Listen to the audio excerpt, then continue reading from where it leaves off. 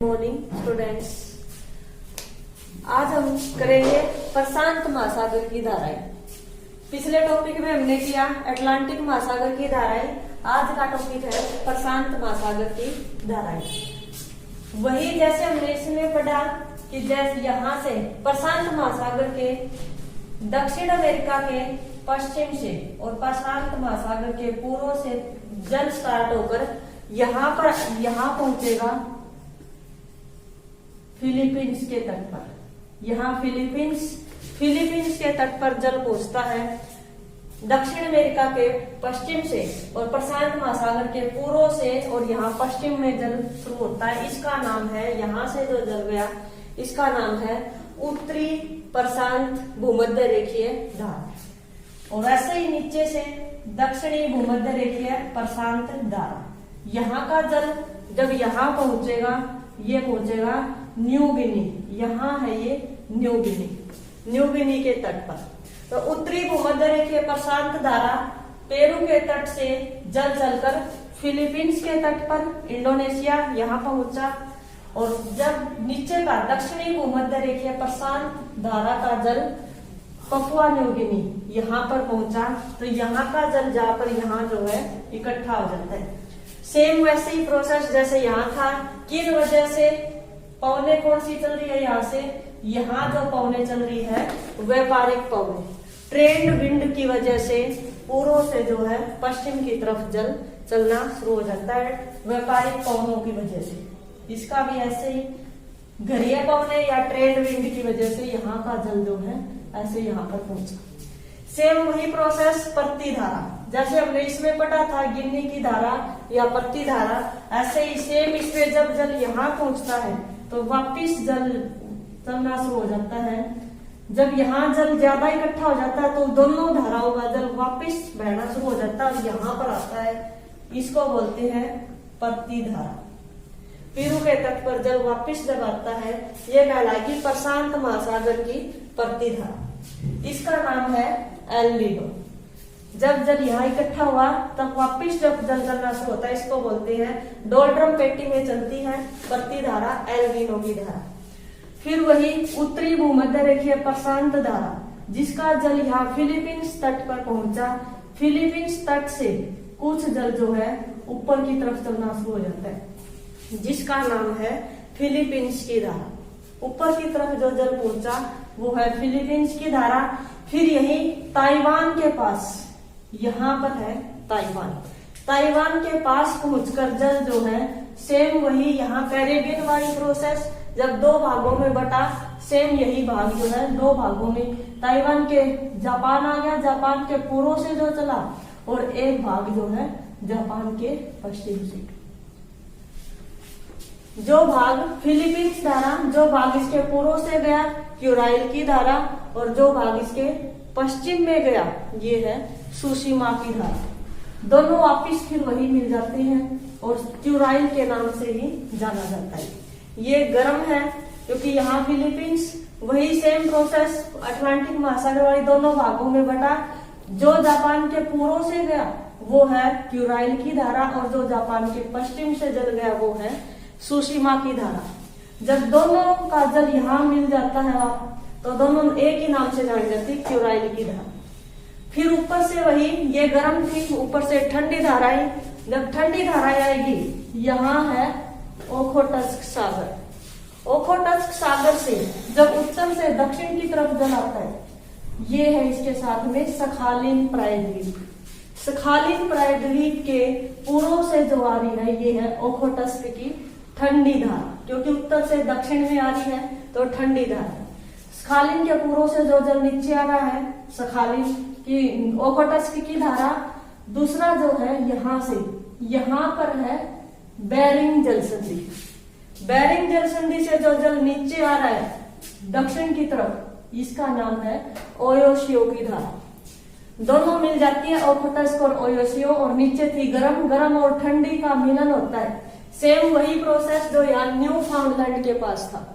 Labrador की और gulf stream की जो धारा न्यू फाउंडलैंड के पास थी, वही सेम प्रोसेस यहाँ पर होती है।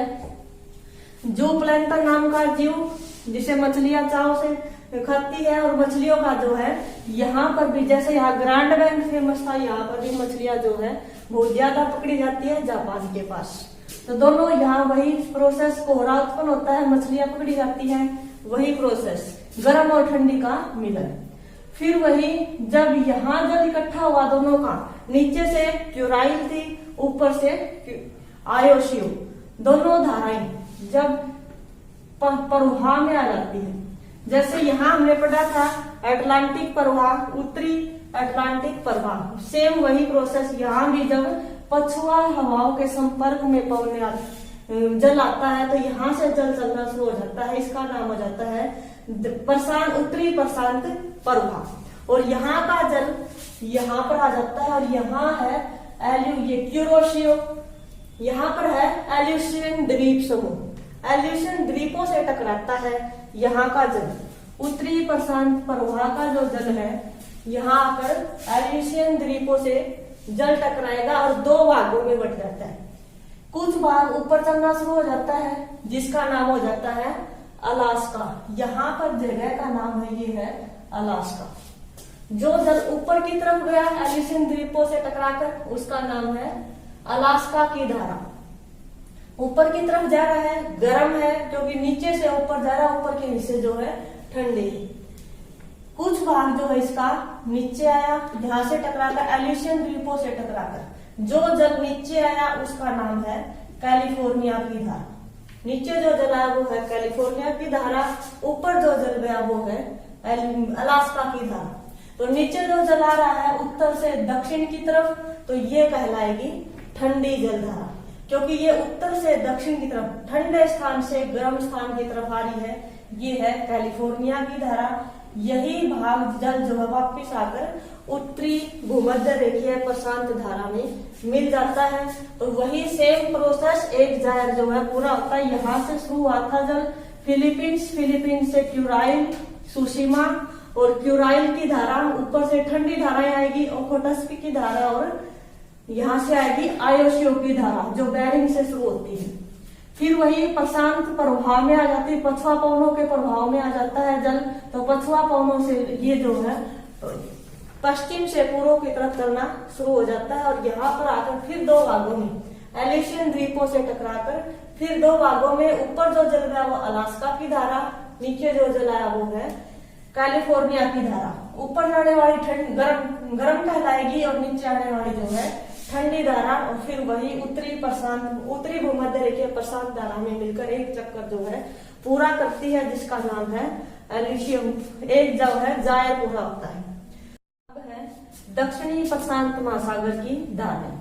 जैसे ये जल दक्षिणी उत्तरी भूमध्य रेखीय धारा और दक्षिणी भूमध्य रेखीय धारा, उत्तरी भूमध्य रेखीय धारा का जल फिलीपींस से टकराकर ऊपर की तरफ गया और दक्षिणी भूमध्य रेखीय धारा, दक्षिणी का जल जो है जो प्रतिधारा में गया वो, और जब नीचे आएगा जल ये कहलाएगी पूर्वी ऑस्ट्रेलिया की धारा, क्योंकि ऑस्ट्रेलिया के पूर्व से जल आ रहा है तो पूर्वी ऑस्ट्रेलिया की धारा गर्म है क्योंकि भूमध्य रेखा से ध्रुवों की तरफ जा रही है। तो ये कहलाएगी पूर्वी ऑस्ट्रेलिया की धारा। जब दक्षिणी भूमध्य रेखा धारा का जो जल है नीचे की तरफ प्रभावित होता है घूर्णन बल की वजह से, तो ये हुआ पूर्वी ऑस्ट्रेलिया की धारा। फिर यही जल वही 40 डिग्री के आसपास आकर ड्रिफ्ट के प्रभाव में आएगा पछुआ पवनों के संपर्क में। तो पछुआ पवनों के संपर्क में यहाँ से जल चलकर इस साइड यहाँ पर आया, ये कहलाएगी दक्षिणी प्रशांत प्रवाह, ड्रिफ्ट में गई। उसके बाद फिर वही कोरियोलिस बल की वजह से जल ऊपर रहेगा और ये कहलाएगी पीरू की धारा। ठंडी है क्योंकि यहाँ नीचे से ऊपर की तरफ जा रही है पीरू की धारा। तो जो ऊपर से नीचे आ रही थी ये है पूर्वी ऑस्ट्रेलिया की धारा। फिर ड्रिफ्ट के प्रभाव में पछुआ पवनों के संपर्क में आकर दक्षिणी प्रशांत प्रवाह और फिर जो है वापिस जब जल ऊपर जाता है ये कहलाएगी पीरू की धारा, ठंडी जल धारा। फिर यहाँ भी जो है एक जायर पूरा हो जाता है, दक्षिणी भूमध्य रेखीय प्रशांत धारा, पूर्वी ऑस्ट्रेलिया, फिर ड्रिफ्ट और फिर जो है पीरू की धारा, यहाँ का भी जो है एक जायर पूरा। तो यही दोनों प्रशांत महासागर के एक ऊपर का जायर यहाँ से यहाँ जायर बना और एक जो है दक्षिणी प्रशांत का जो है ये जो थी प्रशांत महासागर की धारा है। अब दो महासागरों की धाराएं हमने पढ़ी है। अटलांटिक महासागर की धाराएं 2000 इसमें पढ़े हमने, उत्तरी अटलांटिक और दक्षिणी अटलांटिक। सेम ऐसे ही उत्तरी प्रशांत की धाराएं और सेम ऐसे ही दक्षिणी प्रशांत की धाराएं। अब हम पढ़ेंगे हिंद महासागर की धाराएं। जैसा कि हमें पता कि हिंद महासागर इन दोनों महासागरों की तरह दोनों गोलार्धों में पूरा नहीं है, क्योंकि यहां से अगर 0 डिग्री है तो उत्तर में बिल्कुल जो है इसका कम ही है, दक्षिणी में जो है पूरा हिंद महासागर है। तो इसकी धाराएं थोड़ी सी अलग है। जैसे हम अपने मानसून से पढ़ते हैं, अपने मानसून आती है दक्षिण पश्चिम मानसून और उत्तर पूर्वी मानसून, सेम वही प्रोसेस पढ़ेंगे हम हिंद महासागर में। दो पहले मानसून में पढ़ेंगे, उत्तर पूर्वी मानसून और दक्षिण पश्चिम मानसून धारा। उत्तर पूर्वी मानसून में पवनें चलती है उत्तर पूर्व से नीचे की तरफ। तो जब ऐसे पवनें चलती है तो यहाँ है मलक्का जल संधि। मलक्का जल डमरू से जल जो है बंगाल की खाड़ी में पहुंचता है, बंगाल की खाड़ी से अरब सागर में, और अरब सागर से यहाँ आ जाता है अदन की खाड़ी। अदन की खाड़ी में जल मलक्का जल डमरू से चलकर जल जो है बंगाल की खाड़ी, अरब सागर और अदन की खाड़ी तक पूर्व से पश्चिम की तरफ, ये था उत्तर पश्चिम मानसून वाला। और इससे फिर जल जो है अदन की खाड़ी से टकराकर थोड़ा दक्षिण आकर फिर पूर्व की तरफ चलना शुरू हो जाता है। तो ये था जो है उत्तर पूर्वी सर्दियों में मानसून। सर्दियों में चलेगा क्योंकि उत्तर पूर्वी पवनें जो है अपने भारत में चलती है सर्दियों में, जैसे हम बोलते हैं कि लौटता हुआ मानसून। सर्दियों में फिर था ग्रीष्मकालीन मानसून, इसको शीतकालीन मानसून भी बोल सकते हैं। और फिर है ग्रीष्मकालीन मानसून। ग्रीष्मकालीन मानसून में पवनें चलती है अपनी यहाँ से, जैसे अपने मानसून आती है भारत में, उन्हीं के अकॉर्डिंग पढ़ेंगे हम उत्तर पूर्वी दक्षिण पश्चिम से उत्तर पूर्व की तरफ पवनें अपने चलती है ऐसे। सेम यही प्रोसेस उत्तर पूर्व दक्षिण पश्चिम मानसून में जब जल पूर्व से पश्चिम की तरफ चलना शुरू हो जाता है, अफ्रीका से भारत की तरफ जब जल चलता है तो ये पवनें चलेगी दक्षिण पश्चिम, पश्चिम से पूर्व की तरफ, और इसको कहलाएगी दक्षिण पश्चिम मानसून। और यहाँ से जो है अफ्रीका से तट से होकर जो है पूर्व की तरफ बहना जल शुरू हो जाता है, और दक्षिण पश्चिम पवनों के प्रभाव में आकर फिर भारत में ये गर्मी होने की वजह से पवनें ऊपर चलना शुरू हो जाती है। ये होता है गर्मियों में। गर्मियों में फिर जब इसकी विपरीत जो धारा प्रति धारा है, जैसे हमने दोनों महासागरों की प्रति धाराएं पढ़ी, गिनी की धारा और यहाँ हमने पढ़ी एल नीनो की धारा। इस महासागर में फिर गर्मियों में जो है प्रति धारा बिल्कुल बंद हो जाती है, बिल्कुल नहीं बनती, क्योंकि इसमें जो है मानसून की वजह से पवनें ऊपर की तरफ चलना शुरू हो जाती है और प्रति धारा जो है लुप्त हो जाती है गर्मियों में। सिर्फ सर्दियों में थी, क्योंकि जब मलक्का जल डमरू से जल इस साइड गया और फिर यहाँ से टकराकर दक्षिण से होकर प्रति धारा की उत्पत्ति कर देता है, लेकिन गर्मियों में यहाँ की प्रति धारा लुप्त हो जाती है। तो हिंद महासागर में प्रति धारा सिर्फ सर्दियों में बहती है। उसके बाद है यहाँ से दक्षिण उत्तरी भूमध्य रेखीय, वो तो सिर्फ सर्दियों में, क्योंकि ऊपर से यहाँ से जल ऐसे गया था, ये था सिर्फ शीतकालीन मानसून में। नीचे वाली जो धारा है, नीचे वाली धारा दक्षिणी भूमध्य रेखीय हिंद महासागर की धारा सर्दियों में ये सारा साल बहती है। उत्तरी भूमध्य रेखीय हिंद महासागर की धारा सिर्फ सर्दियों में। तो प्रति धारा तो सिर्फ सर्दियों में उत्पन्न होगी हिंद महासागर की प्रति धारा। इसके अलावा दक्षिणी भूमध्य रेखीय ये बहती है सारा साल। इस यहाँ से जल पूर्व से पश्चिम की तरफ जो आता है ये है पर दक्षिणी भूमध्य रेखीय हिंद की धारा। इसका जल फिर वही प्रोसेस जो हमने अन्य महासागरों में पढ़ी है। जब नीचे आएगा मोजाम्बिक की धारा, ये भी दो भागों में बटेगी। यहाँ द्वीप है मेडागास्कर। मेडागास्कर द्वीप के जो पूर्व से जल गया ये कहलाएगी मेडागास्कर की धारा, और मेडागास्कर के पश्चिम से जो जल गया ये कहलाएगी मोजाम्बिक की धारा। दोनों धाराएं नीचे आकर जब आपस में मिलेगी तो यहाँ पर मिलकर एक हो जाती है, जिसका नाम हो जाता है अगुलहास की धारा।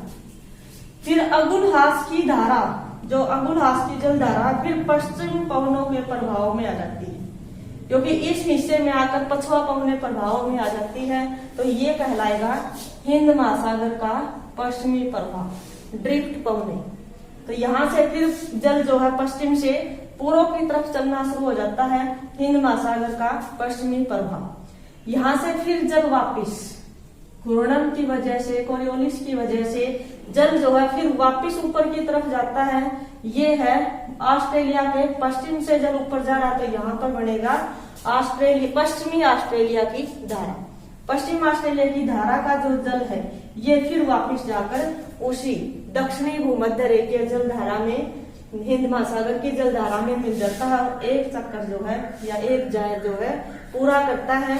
तो यही फिर पश्चिमी ऑस्ट्रेलिया की धारा ये ठंडी कहलाएगी, ये गर्म कहलाएगी, क्योंकि ये उत्तर से दक्षिण की तरफ आ रही है और ये जो है दक्षिण से उत्तर की तरफ नीचे ठंडे वाले भागों से गर्म स्थान की तरफ जा रही है। तो